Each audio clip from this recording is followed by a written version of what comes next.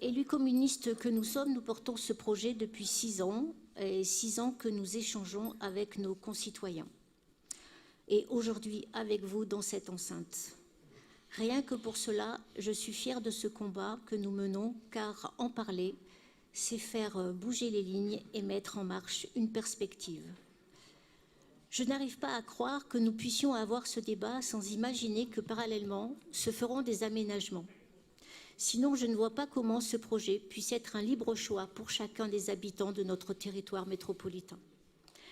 La gratuité ne va pas les contraindre à abandonner leur manière de se déplacer, mais simplement leur apporter un outil pour entamer une réflexion profonde sur un acte citoyen, celui de se demander « Que puis-je faire pour ne pas aggraver l'état de notre planète ?»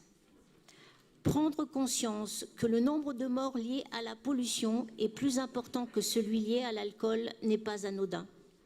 Je rappelle simplement que les particules dégagées ne prennent pas la direction de nos poumons, mais celui de notre cerveau.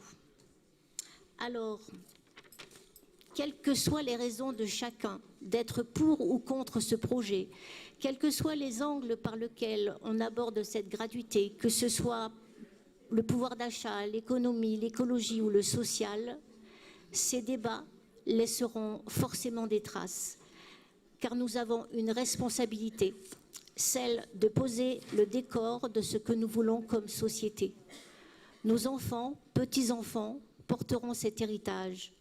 Quand ils nous demanderont pourquoi nous n'avons rien fait, ou si peu, pour alléger ce poids qu'est le réchauffement climatique, que pourrons-nous leur répondre ? Alors toutes ces questions qui sont largement légitimes, et c'est très bien qu'elles soient posées, vont nous permettre de trouver des réponses. J'en suis persuadée. Je vous remercie.